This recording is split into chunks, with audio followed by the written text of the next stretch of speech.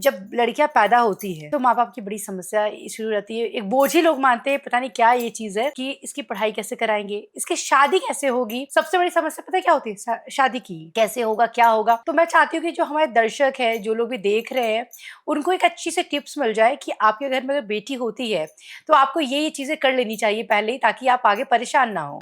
देखिए अस्मिता जी, बेटी होना बोझ नहीं है। मतलब बेटियां मैं कहता हूँ सौभाग्य लाती हैं, और बेटी को तो लक्ष्मी स्वरूप माना जाता है। तो बेटियों के लिए हाँ ये जरूरी है कि बेटी है तो जिम्मेवारी है। बेटी जैसे लोग बोलते हैं ना, मेरी बेटी मेरा अभिमान, तो मेरी बेटी मेरा प्राइड, मेरी बेटी मेरी जिम्मेवारी भी है। तो उसकी पढ़ाई लिखाई, शादी तो बहुत दूर की बात हुई, वो तो बहुत देर से आनी है। उसके पहले आएगा उसका एजुकेशन, हायर एजुकेशन, उसके पहले एजुकेशन, और उसके पहले उसकी प्राइमरी एजुकेशन। तो बेटी को भी आप बेटे की तरह अगर पालेंगे ना, बेटे की तरह पढ़ाएंगे, बेटे की तरह पालेंगे, तो उसको आपको बेटी फिर बोझ नहीं लगेगी। आप बेटी को घर में बचा के रखते हैं, उसको बाहर दुनिया से संपर्क ही नहीं रखने देंगे, तो कैसे, तो फिर तो बेटी बोझ हो ही जाएगी ना। आप देखिए देश में, हमारे देश की आबादी 140 करोड़ है। आज से 10 साल पहले लगभग 120 करोड़ के आसपास थी। तो 120 करोड़ की जनता, भारत तब वर्ल्ड बैंक से जाके कर्जे मांगता था। तब आर्गुमेंट क्या होता था कि हमारे देश में 120 करोड़ की आबादी है, और इन लोगों को फीड करने के लिए, इन लोगों को खाना खिलाने के लिए, इन लोगों की जरूरतें पूरी करने के लिए हमारे देश की जो तंत्र है वो कमजोर है, इनकम कम है, खर्चे ज्यादा हैं, तो हमें लोन चाहिए। करंट गवर्नमेंट ने क्या किया, इसी आबादी को एक पॉजिटिव सेंस में प्रस्तुत किया कि हमारे देश में 140 करोड़ कंज्यूमर हैं। तो अगर आपको कोई दुनिया में सामान बेचना है तो हमारे देश में सबसे ज्यादा बिकेगा। आपको हमारे देश में सामान बेचना है तो हमारी कंडीशन में बेचना है। तो कहने का मतलब उस अर्थव्यवस्था को बिल्कुल बदल दिया गया। तो बेटी आपके पास लाइबिलिटी है या बेटी आपके लिए एसेट है, ये आप खुद तय कर सकते हैं, खुद बना सकते हैं। अगर आपने बेटी को नर्चर किया, उस लायक बनाया, तो आपके लिए एसेट हो सकती है, आपके लिए गर्व करने का एक माध्यम हो सकती है। हाँ, बेटी के लिए बचत करने की बात है, जैसे आप बेटे के लिए बचत करते हैं वैसे बेटी के लिए बचत कीजिए। बेटे के करियर के लिए आप जोड़ते हैं पैसे, आप बेटी की शादी के लिए पैसे जोड़ सकते हैं।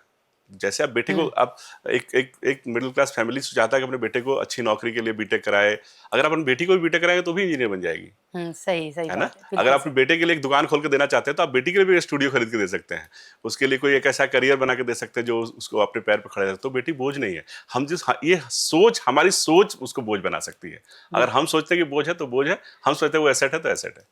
बहुत अच्छी तो बेटी के लिए अलग से कुछ करने की जरूरत नहीं है। जैसा आप बेटे के लिए करते हैं वैसा बेटी के लिए कीजिए। बस एक सिंपल सा प्लान है कि अगर आप जो बेटी के लिए कर दे वही आपको बेटी के लिए भी करना है। बिल्कुल। बस अपने मन में आपको बोझ वाली फीलिंग नहीं रखनी है। नहीं, बिल्कुल नहीं रखनी चाहिए। नहीं, देखिए आपने बच्चे के बारे में बता दिया। अब जैसे कि हम सबकी एक आम समस्या है मिडिल क्लास फैमिली की, कि सब कुछ नॉर्मल चल रहा है जिंदगी में, पैसे आ रहे हैं, ठीक है, उतने आ रहे हैं कि हमारा काम चल जा रहा है, लेकिन महीने के अंत तक जो है पैसे हाथ में बचते ही नहीं है। फिर लास्ट में क्या होता है, उधारी लेना पड़ता है। भाई यार हमें थोड़े पैसे दे दो उधार में, हम थोड़ा महीना काट ले। क्या करें ऐसा? तो मैं आपको बताऊं, एक मैंने प्रोग्राम देखा था डिस्कवरी चैनल पे। मैंने ये बात कई जगह, कई प्लेटफॉर्म पे शेयर भी किया है। वो दांतों के ऊपर रिसर्च कर रहे थे, जानवरों के दांतों के ऊपर। तो उन्होंने 4 जानवर एक जगह रखे और 4 जानवर एक जगह रखे, और दोनों को बराबर बराबर का एक खेत जैसा रेंच दिया कि, और उसमें दोनों में मतलब 1-1 फुट का घास उगा हुआ था। तो देखा कि कैसे खा रहे हैं लोग, दांत पे रिसर्च कर रहे थे। तो जो एक जो 4 जानवरों का रेंज था वो घोड़ों का था। उनके दांत बहुत शार्प होते हैं। तो जब घास होती है तो घास के ऊपर ऊपर जो बिल्कुल नई ताजी घास निकली होती है, जो पत्ती निकली होती है, वो उनको खाते थे और आगे बढ़ जाते थे।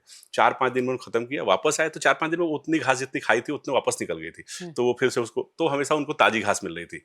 मतलब वो 4 दिन में खत्म करते थे, वापस जब आते थे जहां से खाना शुरू किया था वहां वापस उतनी घास आ गई थी, खा गए। दूसरी साइड जो दूसरे जानवर थे वो खच्चरों का ग्रुप था। उनके दांत भोथड़े होते हैं। तो वो जब ग्रिप करते थे उस घास को तो वो घास कटता नहीं था ऊपर से, वो पूरा उखड़ जाता था। तो पूरा खा जाते थे, तो कुछ छूटा ही नहीं। तो धीरे धीरे करते करते 10, 12, 15, 20 दिन में वो पूरा रेंज खत्म हो गया। वापस जब आए ना तो कुछ भी नहीं था। मतलब वहां कुछ था ही नहीं जिसपे ग्रो हो पाता। असली हम लोग अपनी इनकम को अगर 20-25 दिन में खत्म कर देंगे तो वही तो, ये मुफलिसी तो रहेगी ही। तो 25 से 30 तारीख कैसे गुजरेगा, ये सिर्फ 1 तारीख का इंतजार करते हुए गुजरेगा। वो कहते हैं दुनिया में दूसरा सबसे अच्छा मैसेज है आई लव यू टू। मतलब आप किसी को प्रपोज कर रहे हैं, आपने किसी को आई लव यू लिखा और सामने से उत्तर आ जाए आई लव यू टू, ये सबसे अच्छा खबर है ना। सब चीजें, इसको दूसरा नंबर भी माना जाता है। ये दुनिया का दूसरा सबसे अच्छा मैसेज है। तब पूछिए पहला नंबर का मैसेज। बिल्कुल। वो जो सैलरी क्रेडिट का मैसेज आता है ना, जिस दिन आता है वो your bank account credited this amount, ये दुनिया का सबसे अच्छा मैसेज है। तो आप इसका इंतजार करें या आपके पास सेविंग पड़ी हो, थोड़ी बचत हो और तब वो आ जाए तो ये एड ऑन होगा ना। तो अगर आपने महीने के लास्ट में आपने 1 लाख कमाया और 70,000 खर्च किया, 30,000 बचा हुआ है, तो अगले महीने जब 1 लाख आएगा तो ये 1,30,000 होगा। तो आप शुरुआत 1 लाख से नहीं करेंगे, 1,30,000 से करेंगे। बिल्कुल। वही अगर आपने 25 तारीख को खर्च कर दिया है, तो आप माइनस में हैं, 2, 4, 5, 10,000 आपने उधार ले लिया, तो माइनस 10,000 में ये थे। बैकलॉग वाली जो चीजें हैं ना, बहुत बहुत ज्यादा आजकल तेजी से बढ़ रहा है ये चीजें, कि महीने के एंड में आपके पास पैसे खत्म हो जा रहे हैं, आप बैकलॉग पे चल जा रहे हैं।